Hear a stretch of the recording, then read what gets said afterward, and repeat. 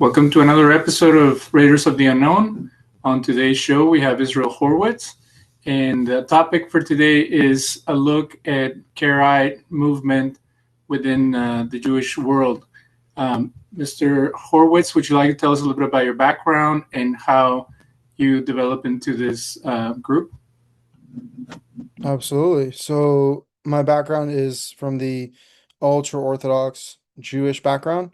So I was raised among the Hasidic Jews, as well as what would be called the yeshiva Jews. So that would be the yeshiva movement, focused very much on Torah study, but particularly Talmud study. And that also leads into Jewish mysticism and ethics, but particularly as it's presented through the rabbinic framework and ideology. So, upon further analysis and spending basically my whole childhood and adolescence deeply involved in these studies, I concluded that there was too many things that were not being answered, too many things that were not being explained, even things like the lifestyle and the expectation for a man to spend his whole life engaged in Talmud study, disconnected from the world, disconnected from being a masculine man, a strong man who has the ability to provide and protect for his family, who has the ability to interact with the world fearlessly and well informed. There was a lot of sheltering that was going on, a lot of fear of the unknown, fear of the nations, fear of the outside world. And so everything's pretty much contained within the community. And, there's no opportunities outside of the community itself. And I just felt like that was not where I wanted to be headed. And as I struggled further on my spiritual journey, um, I was advised to read the five books of Moses, which is the Torah without any commentary, and see what that would do for me. And when I did that, I realized that the five books of Moses, the Torah, the written word, was fundamentally different than what I was seeing in the religion of Judaism and in the books written by the rabbis, of which there are thousands. The revelation that's in the Torah is clear, it's simple, it's well formulated. It has the essence of the divine conveyed very well, and following it results in a moral and righteous life for anyone who believes in it. When it comes to the attitudes of Rabbinic Judaism and more traditional Judaism, I found that it was actually disconnected from the foundation of the very religion that it claimed to represent. So, being raised Orthodox, the idea of a Karaite is kind of like a laughing stock. Like, oh, you mean those fools who think you can just follow the written word? I never even really heard of Karaites or met them. They were more like the butt of a joke more than anything. But once I realized that I actually resonated with that way of thinking, um, I haven't really adopted the label because the Karaites are just a subsection of the Jews, and they themselves have a bunch of their own opinions and traditions that they follow, although um, way less binding than rabbinic tradition and way less numerous. But still, something comes along with it. I'm not claiming to be part of any group, really. I don't think that the Jews should be divided into all these subgroups. I think there is one Torah, and all people have to follow the Torah. That observance may look somewhat different, um, but ultimately we need to be bound by the text of the written Torah. And I have found that the Jewish people, whether Orthodox or secular, have strayed very far from the instructions that are in the Torah, which is the document that actually makes us a people. Outside of the Torah, I don't think we really have a national identity that holds together in any significant way. So study Judaism academically, one way that it's been described to me is like a nation, and the Torah Constitution, and that the rights act like judges or at times district attorneys, that they would make a case for other to either join the Jewish people or develop to the community. What structure would it like if it was more pure form of traditional Judaism based just only on the Torah versus this concept that is developed through time as the Oral Torah? Mm. So it sounds nice in theory that there's a constitution and then there's the adjudication of the original foundational laws. Obviously, that would be necessary in the event of a country being governed by these laws. There would have to be court cases and there would be some doubts in the law. And there's a structure of a legal system that the Torah itself contains, where matters are brought to the laws, to the law enforcement. There's judges and law enforcement in every gate. That's a statement, Deuteronomy chapter 17, as well as a high court that the highest disputes are brought to. The interesting thing about that high court, which is often used to justify rabbinic authority, is that the high court particularly references a court ruling from the place that God chooses. So this immediately connects the judges and their authority to how well they represent God, right? And how close they are in alignment with God's presence being among Israel.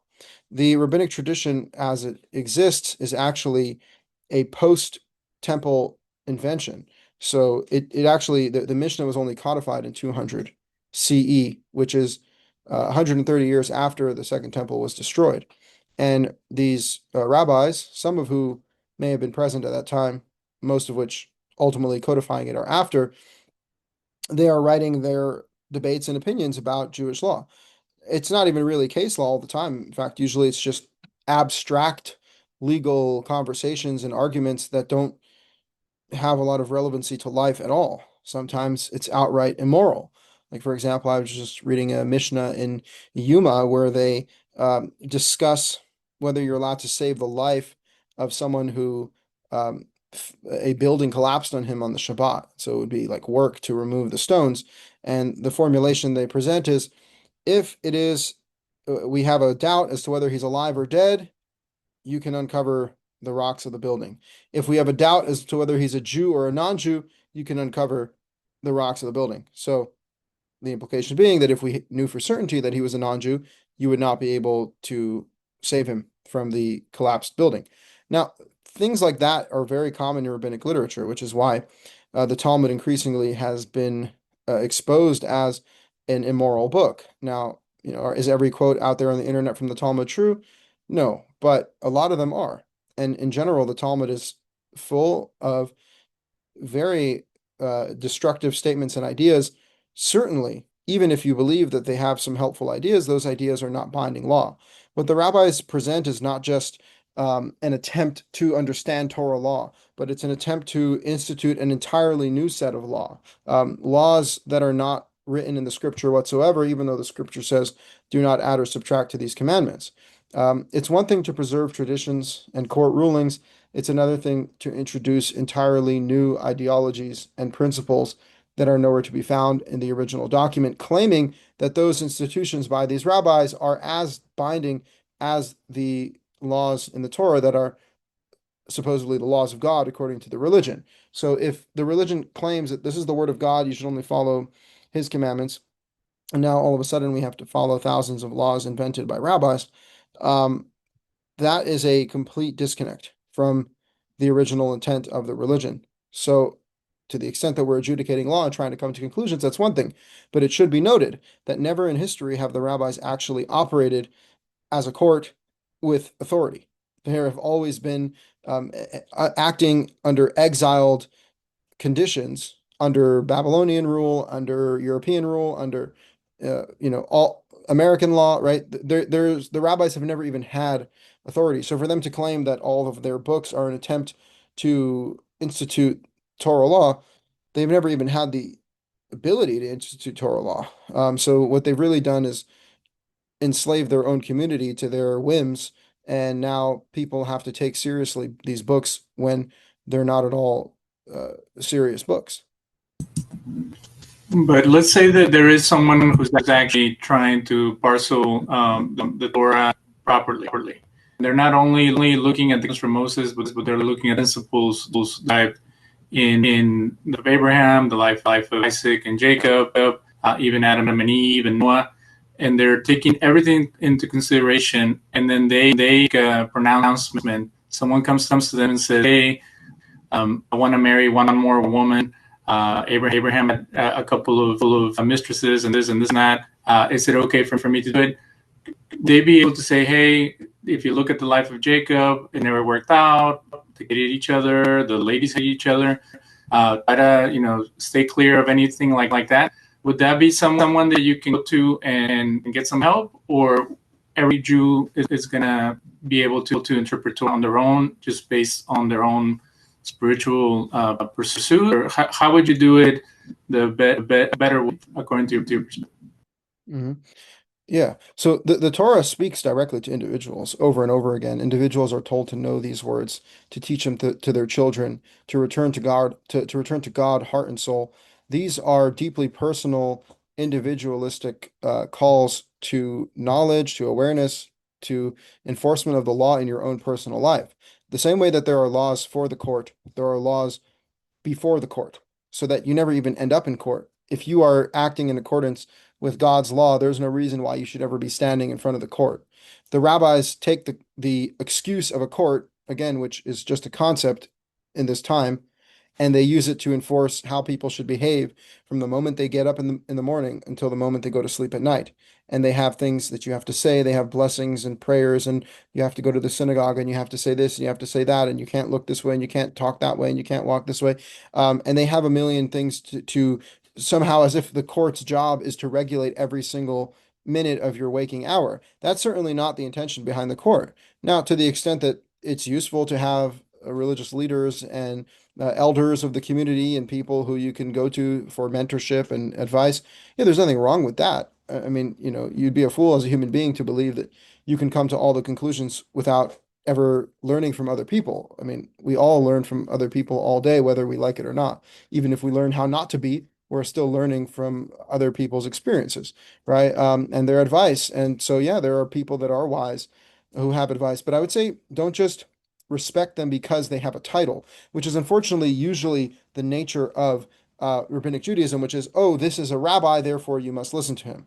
He has ordination from a yeshiva institution, therefore he now has authority. That's the issue here, is that the rabbis have not proved their authority to even be valuable or truthful. They've proved it to be manipulative and deceitful. So for that reason, I would not say that the umbrella of rabbi has actually been a net positive for the Jews, while there have been good things that rabbis have brought to the Jewish people. Overall, it's an appeal to authority more so than actually contributing value to the community. So, I myself call myself a rabbi because I function as a Jewish teacher of the Torah, which rabbi is just the going term. But I strive to rectify the damage that the rabbis have done, because I think they've done a lot. So I work as a chaplain in a mostly Christian, and people can I'm tell so me. sorry. One second. I'm so sorry to interrupt you. I hear your audio breaking. I don't know if that'll come across on your end, It but usually doesn't. So we're gonna hopefully it work out. So okay. people from all different faiths come to me and they say, "Hey, my priest is lousy, my pastor is lousy. They stole my money, they manipulate me, they did this, they did that." And what I tell them is that the Bible gives you a description of a good shepherd, of someone who cares for their people, someone who's compassionate and kind like God, and that you have to meet the job description for you to be able to call them as your leader. Would you say the same thing? Would you say that it has to do more with their character than their title? Of course. Yeah. I mean, that is the fundamental truth. I mean, you hit it on the head. That's exactly what's missing, is people are not being judged by the content of their character. They're being judged by some title or some superficial thing that they're associated with.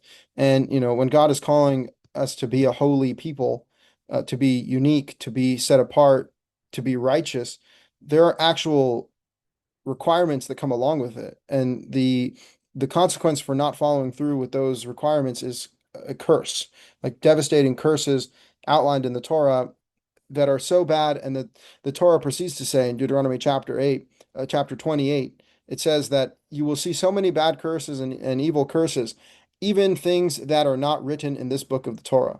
And I find that to be very ironic that the only time that the Torah references something outside of itself, it doesn't say you should follow the rabbis that's not written in this Torah. No, no. It says if you want to know what's not in this Torah, just more curses. All right. So like that's what exists outside of this Torah. But within the Torah itself, we find blessing, we find connection to God, we find purpose, we find um, clarity and peace of mind. Um, Not all the questions are answered. The Torah doesn't talk about the afterlife. It doesn't talk about what happened prehistorically. It doesn't talk about other realms. Doesn't talk about heaven. Doesn't talk about hell. It talks about this world, and it tells us that we can have heaven on earth, we can have hell on earth, we can have goodness, and we can have evil, and all of that is a result of our actions and behaviors. And that's the highest truth. That's what's available to us in the immediate moment. And God wants us to relate to Him in the immediate moment. That's really the lesson of the Torah. And all of the apocalyptical, eschatological fantasies or prophecies or these things that people are kind of living for some other place, some other time, some other life. The Torah really just destroys that worldview because it's not about that. It's about what we can do with the life that we have right now, and God will be the judge for eternity. So the Jewish people supposed to find with no temple, no kingdom, and no ability to reestablish that at this time. Right. So yeah, I mean, it's definitely a good point. I think that the temple has been placed too much on a pedestal, both by Jews and by Christians. So see, Christians use the temple as proof that the Jews um, are clowns for still following the old covenant. And Jews use the temple kind of as an idol to just say that the temple signifies everything. And, we're just working for the temple. The temple is sticks and stones, right? The temple only holds value if God's presence is resting in the temple. The problem that we have as a people is that God has forsaken us. God has cursed us. This is Deuteronomy 31. God will forsake us because we worship other gods. God will forsake us because we don't follow his ways. I mean, it's abundantly clear that the world is not operating in accordance with God's principles, nor are the Jewish people operating in accordance with God's principles. In some ways we are. There are some good things going on. I wouldn't throw the baby out with the bathwater. But at the same time, there's high expectations. God has high expectations of us, and I don't think we're living up to it. So what does the Torah say about a time like this? Time such as this, a time of dispersion where there is no unified Israel, where there is no unified people, where we are not redeemed in the land, where we do not have God's presence among us, where we do not have, this king, Messiah that everyone uh, relies on for everything. What do you do in a time where you don't have the guidance, where you don't have the unity that people seem to want? Um, and rightfully so, we do want this unity and we do want to have redemption and revelation and all these things, but we're not at that point, right? We're at a point more, say of darkness and despair. Um, and so how are we supposed to deal with that? So I'll just read to you what it says in Deuteronomy chapter 4, uh, verses 27 through 29. It says that Yahweh will spread you thin throughout the people, and you'll be left few in number among these people that God leads you over there. There you will worship gods, the work of the hands of man. So man-made gods of wood and stone, which cannot see, cannot hear, cannot eat or smell. So pretty much describing the human condition, right? Worshiping the works of our own hands. Like what we worship is man-made. Even Rabbinic Judaism is a man-made form of religion which becomes worship like God. Like, for example, in rabbinic practice, blessings will be said, "Blessed are you, God, who commanded us to do this," over rabbinic commandments. So much of Judaism is man-made, so much of everything is man-made, and people worship the works of their own hands. Couldn't think of anything more egotistical, narcissistic than that. But what is the solution? You shall seek from there Yahweh your God, and you will find him when you seek him with all your heart and all your soul. So that's the solution. The solution is seek God and you will find him. Right? Seek and you shall find God. and with all your heart and with all your soul. So this is a call to, again, the individual to recognize that being lost and dispersed and worshiping the lowest things in existence is not exactly going to make you the best person, is not placing you in the best scenario. So the solution is to return to God, heart and soul. Doesn't say anything about a temple, doesn't say anything about a Messiah, doesn't say anything about a rabbi, doesn't say anything about a sacrifice. It literally just says return to God, heart and soul. So this is a deeply personal journey of return to God. That is the situation we find ourselves in. Everyone is kind of a scattered individual across the world. And if we as individuals begin to return to God and begin to improve ourselves, that will lead to a redemption for the nation as a whole and for humanity as a whole. So, are you part of the camp that would be open to non-Jews joining the Jewish people as practitioners, or do you think that everybody has their role and then the Jews just stay with the Jews and everybody else can do their own thing? Right. So the idea of non-Jews joining the Jewish people is not my idea. That's the Torah's idea. The Torah openly states many, many times to accept and love the sojourner, the sojourning resident, the foreigner, stranger who lives among you, right? Differentiating the sojourner among you from the foreigner from elsewhere, uh, calling him to be part of your people, to be supported with additional charity and love. That is what we're called to do for um, non-Israelites who want to live amongst Israel. We are not forbidden from marrying them. They are welcome in the congregation of Yahweh. They are under the Torah that says many times there is one Torah for the sojourner and for the native of the land. So absolutely, the Torah opens the door for people to join Israel. Nowadays, when Israel is kind of just this scattered nation, it's kind of hard to know exactly what it means to join Israel when Israel doesn't really have an established land or peoplehood. But the best that I can think of is, you place yourself under the covenant and you appeal to God and you say, well, God, your people Israel is a scattered, exiled nation. Um, I'm a scattered, exiled individual. I would like to be gathered in with your people and be under the covenant, under the oath that is punishable by terrible curses for not obeying, and is uh, it's possible to achieve great blessings by obeying and being part of this covenant. People can place themselves under that covenant. Not everyone will want to, and not everyone has to. There still is a semblance of the concept of the nations, right? There are different nations, and it's just as valid for someone to say, I don't want to be part of Israel. I want to be part of Greece, or I want to be part of Persia. I want to be part of Venezuela, right? I want to be part of my people that I come from, but I want to adopt some of the concepts of the Torah. I want to learn from this revelation. I mean, that's something that's happened widespread with the majority of the world accepting the Bible. That's basically people learning from the Bible, and that's a fulfillment in many ways of God's name being spread across the world. So I don't think everyone needs to be Israel. I think we can maintain national differences, but I do think that if someone wants to join Israel, that door is clearly open, not by me, but by the Torah. Again, it would be tricky in a time like this, but it's between you and God, ultimately. It always is. And that's really what it takes. So how do you go about keeping the commandments? It's common for people to make one of the commandments that if you touch a pig, you should get killed. If you pick on the Sabbath, you should get killed. If you sleep with a non-Jew, you should get killed. So how do you go about, let's say that you and your friends create a community and you catch a friend doing something they're not supposed to? Do you shun them? Do you push them out? Do you give them a lesson, ask them to repent? How do you go about doing it for yourself and for the people that you have influence?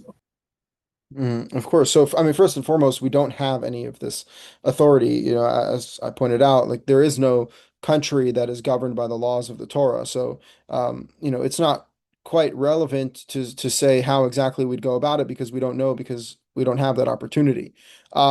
Assuming we did get that opportunity, and let's say we had a land that was under Torah authority, there are varying penalties for different things. So, I mean, what you just mentioned, you get put to death for touching a pig, you get put to death for breaking Shabbat, and you get put to death for sleeping with a non-Jew.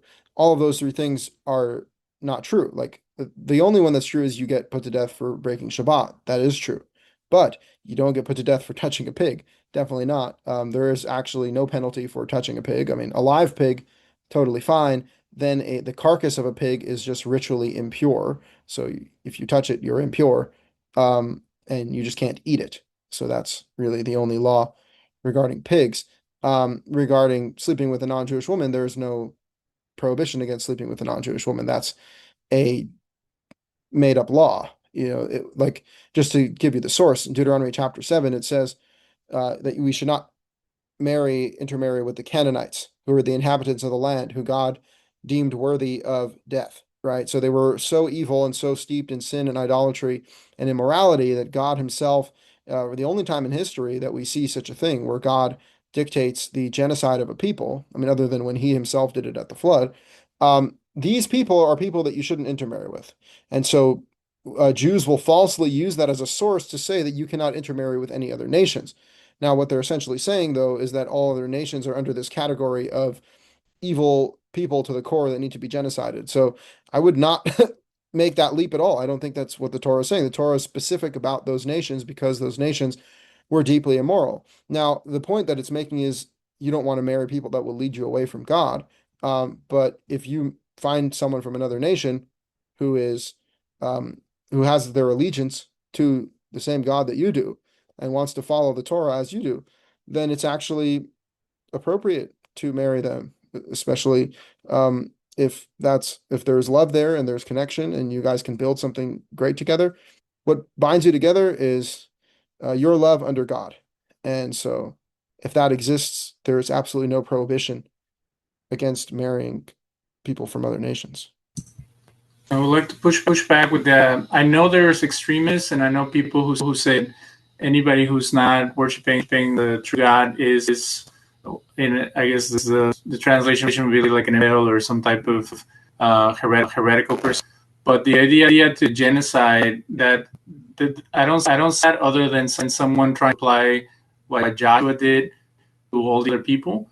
But you see that in common lingo in Jewish circles. They actually say everybody can do whatever they want. If you end up marrying someone who's not Jewish, they don't really consider part of the community anymore. You are in a state of sin or something like that. But you never hear people like the anti-Semites would claim, let's kill everybody and the Jews are going to be in power, or Jews are going to be enslaved the whole world. Maybe some circles that you came across, but and there's videos where they interview like very French people in Israel and in New York. But this idea to condemn the whole world, that is an apocalyptic idea brought up by Paul and other people. Where have you seen that? Right. So, yeah, I'm not saying that they condemn the whole world, although, I know there's verses in Isaiah that says that like we'll enslave the whole world and they kind of run with that. I just follow the Torah, I follow what's written in the law. Um, and I'm not saying that they actually believe that the rest of the nations are condemned the way the Canaanites were. In fact, in Judaism, they will accept people from other nations just so long as they go through the sanctioned conversion process of the rabbis, right? So that just reveals the double standard here, which is, okay, so then you accept that people from other nations can join you, but they have to join you on your terms, not on God's terms. And if they don't join you on your terms, then you are excommunicated from the community. And, oh God, how could you marry a goy, right? But if you go through rabbinic conversion, everything's okay. Now, what does rabbinic conversion entail? Well, a couple of years of being brainwashed by rabbis and accepting to follow the Torah, like before a court of rabbis. But okay, that whole process is not mentioned in the Torah, or immersion in the mikveh, which is like rabbinic baptism, which is not mentioned in the Torah. So the entire rabbinic conversion process is not Torah based. All that the Torah says about people living amongst Israel is that they should follow the Torah and they're all under the same law. So I think the point that I'm making is that not that Jews genuinely believe that the rest of the world is condemned, except for fringe groups, which does exist, but that's not the majority of belief, but the majority of the belief is that you're only a Jew if your mother's a Jew, which is actually not in the Torah. The Torah says all lineage is patriarchal for the most part, and definitely not only matriarchal. And besides for that, it also just says that people can join the nation through following the law and being placed under the covenant. So the idea of rabbinic conversion now magically turning someone into a Jew is genuinely ridiculous and not at all based on the Torah. What about the other historical books of the Bible? Are those authoritative or helpful in any way? Is it just the first five books? So, are they authoritative in terms of binding law? No. Are they authoritative in terms of, dictating prayer and scripture and like how to interact with God in many ways? Yeah, there is a lot of beauty there. It's informative, it's historical, it's fascinating, but it's not the law. I think people have done themselves a disservice by lumping the whole Bible together. The Bible exists as a whole, but the five books of Moses stands head and shoulders above the rest of the Bible. I don't believe that we're seeing like a progressive revelation where we're learning more. I think maybe some ideas are being refined and some historical elements are coming out. But just to be clear, the theme of the Torah is return. And like so the further you stray, you always have to return to the source and to the foundation. And that's really the message. Like if you can sum up the message of the prophets, including Jesus of the New Testament, what is the message? The message is return to God, follow the commandments, don't be a bad person, be a righteous and moral person. Don't be hypocritical. Don't be superficial. Like this is a consistent message, and every principle that's brought forward in the Old Testament and in the Quran and in all like the continuity of the Abrahamic religions, if you distill it down to its positive, constructive message, the message is, to quote Jesus, love God with all your heart, soul, and resources, and love your fellow as yourself. Direct quote from Leviticus 19:18 and Deuteronomy 6:4, 6:5, right? So like this is all a callback, right? And it's a process of return to understand that maybe we've strayed too far from the foundation and maybe it's not that complex. It's actually pretty simple. And if we're wholesome and simple with God, we actually will see more progress than all of this overcomplicating. Speaking of Jesus, what do you think the original conflict, and where do you think things strayed away from the Israelite religion of that time? Well, the problem is that, it's not like the Jews, this is the Jews' case that they want to make is that, when Jesus came, they were all so righteous and Jewish and good, and then Jesus came and, blew it all up. But the reality is Jesus came to a corrupt people. In fact, they were so corrupt that God destroyed the temple shortly after Jesus's sojourn on the earth, right? So, it's not like the Jews were that great. In fact, they were not. And they really haven't been throughout history. That's also their own self-professed history. So to their credit, the Jews are very clearly willing to admit that they have failed God over and over again. I think what we're looking at with the new rabbinic movement, which is pretty much the Pharisees in the New Testament, evolved into rabbinic Judaism of today, it is a rejection of simple principles. It's a rejection of like, what ultimately is Jesus saying? Like, be a good person, make sure that the inner reflects the outer, and that the outer reflects the inner, and that you are the same person on the outside as on the inside, and you don't just walk around pretending like you're holy, but then you're rotten and corrupt on the inside. Well, where does it say that in the Torah? Return to God, heart and soul, circumcise your heart, right? These are all, again, callbacks to the original foundation. But the rabbis are like, well, how do you wash your hands? And like if you heal someone on the Shabbat, it's breaking the Shabbat. And so, I don't believe that the entire document of the New Testament is divinely inspired or authoritative. I think it's very possible that there are falsehoods baked in there. And I think, Christianity as a religion, as it evolves, kind of thrives on undermining the Torah in a lot of ways, in the same way that Rabbinic Judaism does. So I don't ascribe to religions that need to reject the old covenant in order to create something new. I think the Torah is very clearly stating that we need to maintain this covenant, we need to maintain this law.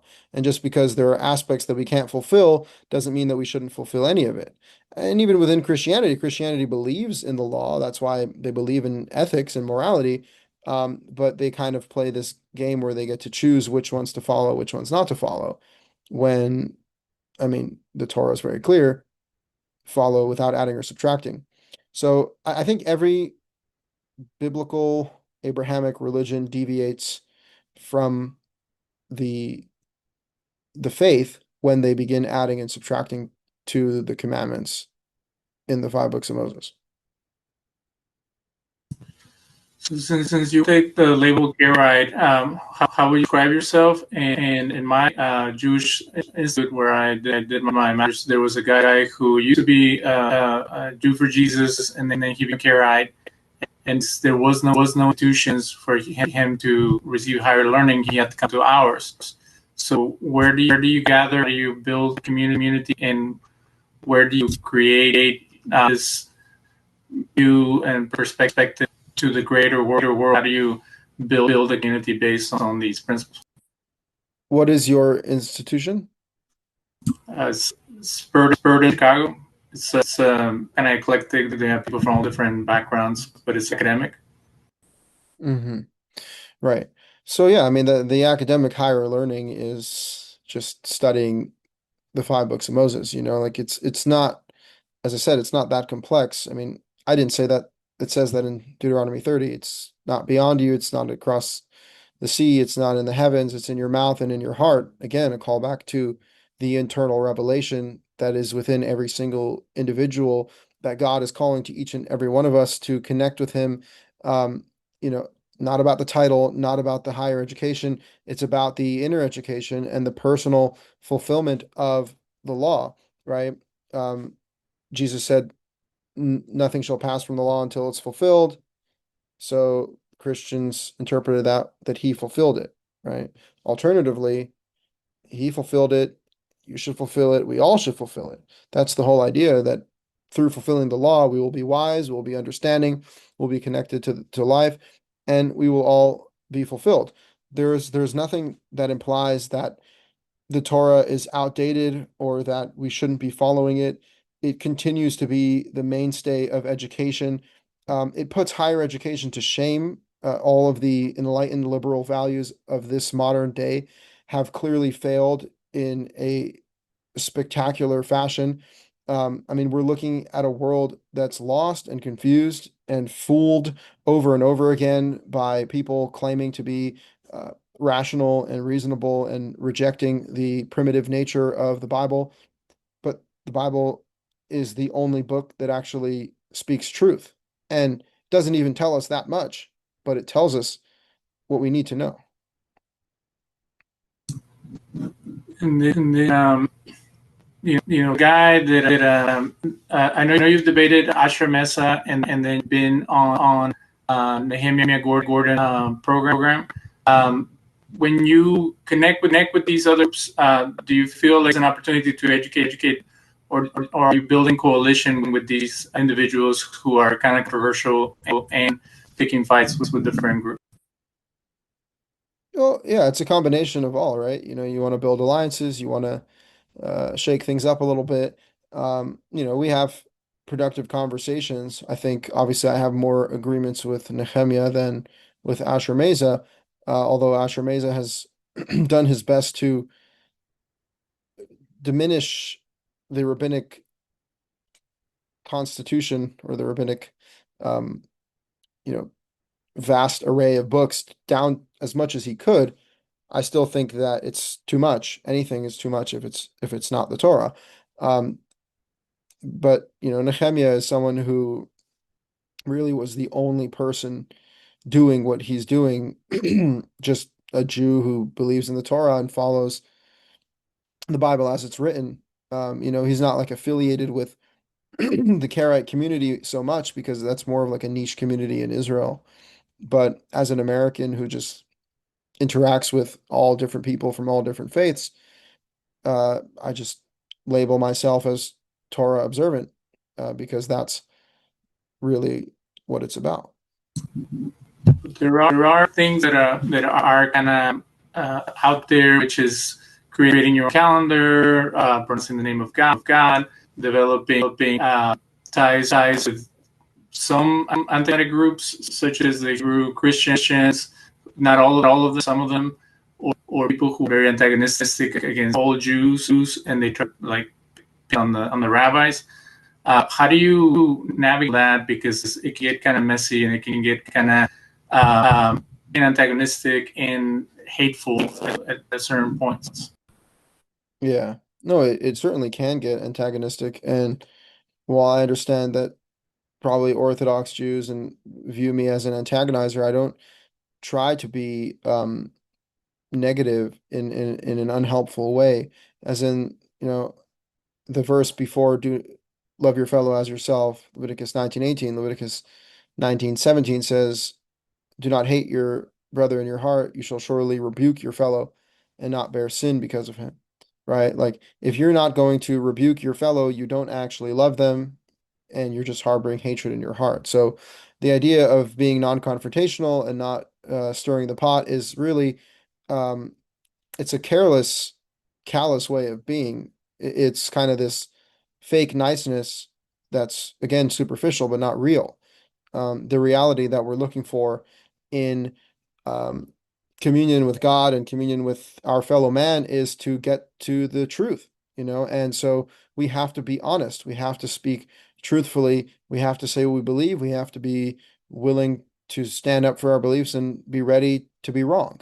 So I think, as you said, there's a lot to navigate, right? How do we institute certain things? How do we have unity? How do we deal with people that are in bad faith altogether?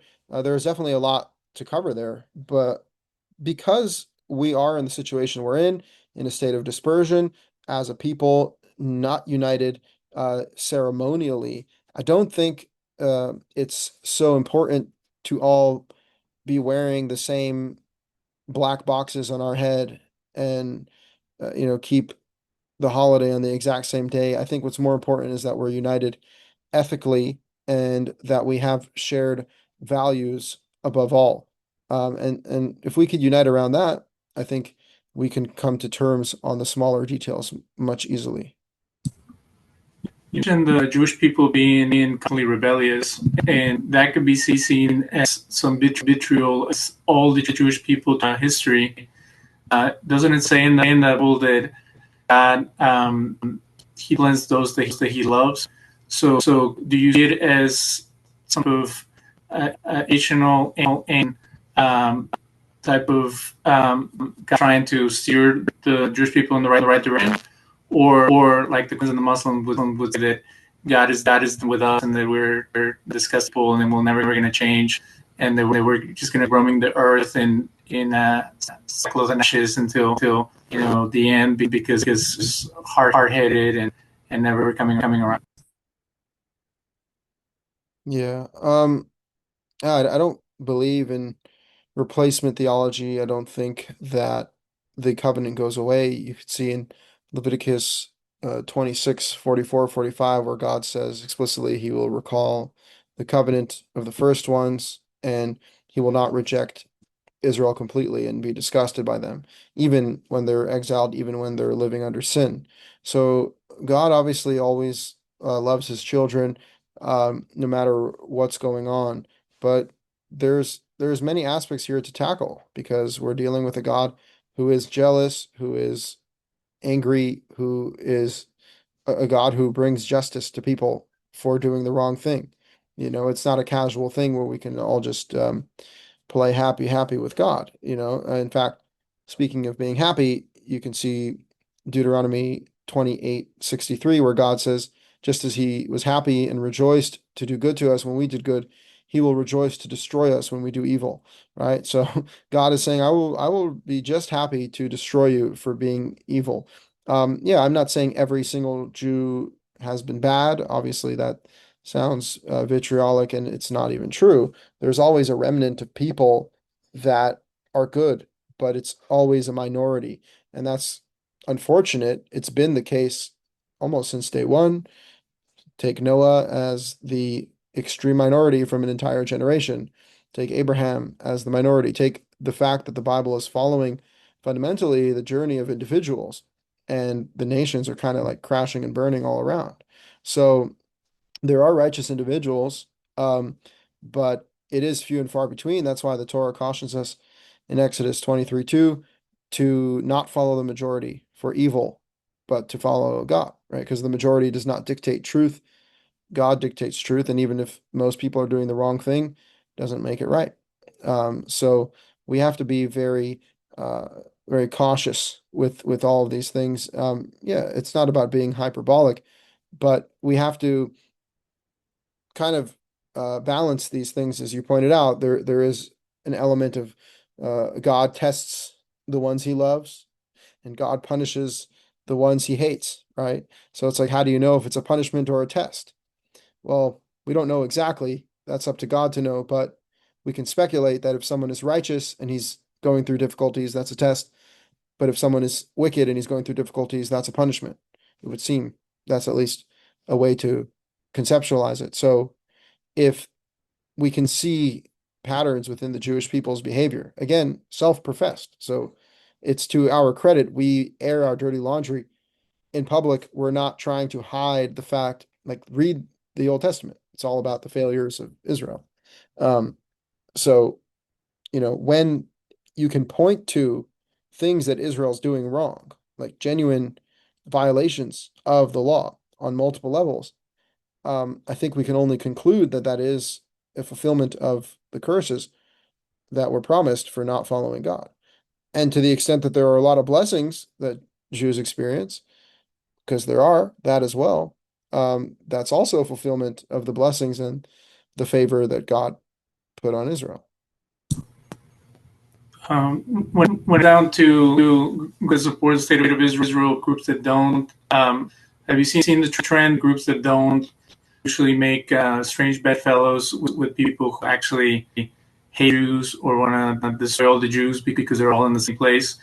How do you feel about the Neturei Karta and other groups that they start with a good premise? We own the land until the Messiah gives it to us, or whenever, with that, and then they start hanging out with the Iranian leadership, or they start protesting to the point of hanging with Islamic extremists or secular extremists. How would you describe your view on Israel and the other groups have tried to ask that? All right. So yeah, I don't think Neturei Karta's biggest problem is that they're anti-Zionist. I think their biggest problem is that they're ultra-orthodox Hasidic extremists. As in, first of all, who says you can't go back to Israel until the Messiah comes? That's not in the Torah.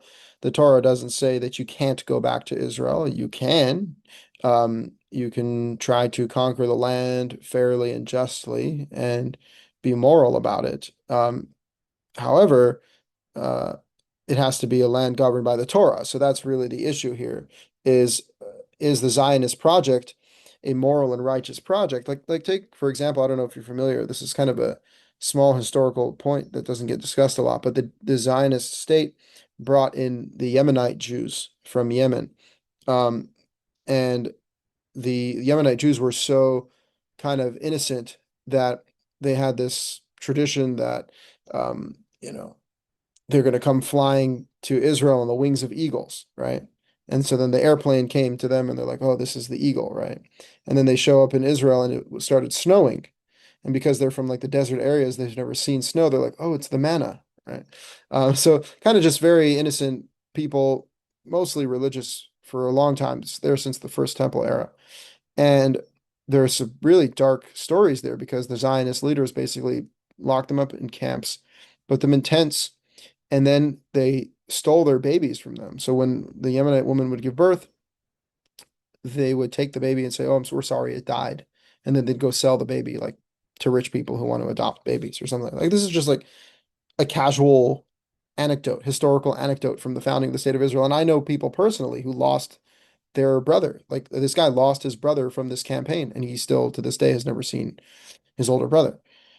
So, I mean, why am I saying this? Just to point out that the Zionist campaign was never a Torah oriented campaign. It was never about God. It was never about restoring the Torah to the land and being moral and righteous. It was about it was a Jewish project, right? And when the same way you can turn the temple into an idol, you can turn the Jewish identity into an idol. The only reason why the Jewish identity has any significance is because God gave it significance. So for people to embark on a an attempt to recreate the state of Israel in the land of Israel and to completely deny God and his law in the process, I think that's a really concerning thing to be doing.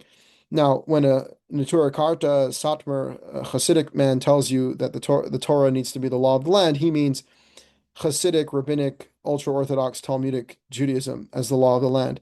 And I guarantee you that would not look much better than secular law. So, yeah, I definitely don't think that Israel being a religious state should look like a rabbinic state. And unfortunately, that kind of seems to be the alternative, which is that if Israel wasn't a secular state, it would probably be an Orthodox state, an ultra-Orthodox Jewish state, which would not look good either. So, yeah, that's why it really is a callback to the Torah itself. Of course, the Jews would not be able to conquer Israel if God didn't let them. So God is involved in everything, good and bad in history. But I think the fact that he gave the Jews this opportunity for the first time in 2,000 years means they should not squander the opportunity. And unfortunately, I see behaviors like the rejection of God, like the carelessness surrounding the Torah, um, like this kind of entitled attitude that I'm getting. I just don't know if it's helpful or wise for the future of Israel. Even from their perspective, where they are the victim. And I'm not saying it's wrong because they're literally surrounded by tons and tons of Arab nations who want them gone. Um, Practically speaking, what are they going to do to make that better?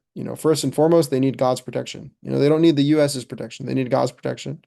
And you only get God's protection when you follow his laws. I mean, that's what the Torah says. Like, if you don't follow God's laws, you'll be lost from the land. If you do follow God's laws, your enemies will run away from you in 7 different directions. But if you don't follow God's laws, you will run away from your enemies in 7 different directions. So my advice to the people in Israel would be to return to God and follow the Torah, and not that does not mean return to Rabbinic Judaism and follow the Talmud. It means return to God and follow the 5 books of Moses, the written Torah. I myself don't live in Israel, so it's not really for me to give my utmost opinion on it.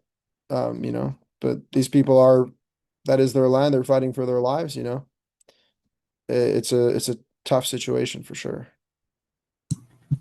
Anybody ever brought up that your view of God are very literal, and that when you're dealing with ancient religions or ancient perspectives, that there needs to be wiggle room to be able to apply it to the modern man?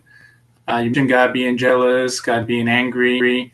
A lot of atheists people like that would say that you're God in your own image, and that God needs to be seen as like, even though described in human terms, that possibly could be the way that people like saw it or gather the information. That if you see through all the different religions, whenever a deity is depicted like that, it's based on fear. It's based on people having issues with the elements. Is there any philosophical way to extend our view of God that's ever worked for you, or that you're open to? Well, I always like being lectured on God by atheists. I don't think they're very authoritative on how to understand God. Now, yeah, I mean, are people afraid? Yes. Should they be afraid? Yes. Are the elements dangerous? Oh yeah, and that's just the least of the danger that exists in reality. So having fear of God is actually the only logical thing to do, because otherwise you're going to be afraid of disease and storms and hurricanes and monsters and demons and whatever, people's minds are operated by, genuine threats. The at the top of that threat list is God. God can destroy everyone and everything if he wants to. And okay, God being jealous is not a primitive emotion. Jealousy shows that you care. If you're jealous when your spouse talks to someone else or flirts with someone else, are you crazy and stupid and primitive? Or does it just mean that you really care about that relationship? God really cares about his relationship with us. It should be pretty flattering to us that God cares enough about us to be jealous about how we behave. He says, you're flirting with other gods. I'm jealous. Why does he care? Because he cares about us and he cares about our relationship and he wants that closeness with us. He wants all of us to be in unity with him. Now, if we're created in the image of God, it makes sense that the ways in which we experience reality are a microcosm of infinite, the infinity of God. Of course, God is far beyond our comprehension. You can see Deuteronomy chapter 4, Moses lectures the Israelites, says, beware for your soul, because you did not see any form or image on Mount Sinai when God talked to you from the midst of the fire. Like, remember, you'll be seeing visions, you'll be seeing the bush, the burning bush, the cloud, the angel. There's even a thing in Exodus where they see, like, they behold the God of Israel and they see his feet on sapphire brickwork, right? But these are all visions. These are all glimpses of a picture that is impossible for the human mind to comprehend. That's abundantly clear in the Torah. That's why there's laws against idols, right? Like, you cannot build God with your own hands, represent him in an image, and then say, "Oh, look, that's God." That's like the ultimate blasphemy because God is beyond everything. Moses cannot see God's face and live, and that's a man who was talking directly to God. So it's very clear when reading the Torah, you walk away with an understanding that while we are in the image of God, which means fundamentally we can understand aspects of God because we are in his image and we can relate to him on emotional terms, on intellectual terms, on literal experiential terms where we go through life and we can experience God in multiple different ways. We as human beings could never comprehend the totality and the fullness, the face of God, if you will, the face-to-face encounter, the ultimate awareness and understanding and encounter with God is impossible for the human to conceive of, and we would literally just die if we encountered God on that level. So yeah, it's important to know that we should be happy that we get to have that closeness with God and understanding of God, but we should never be too presumptuous in our definitions and our understandings of God, because then it turns into idolatry, and it turns into this very confined, limited definition of God, as if it's up to us to define the undefinable, the infinite. I mean, it's kind of stupid. You're muted. You're muted. You're muted, by the way. Sorry.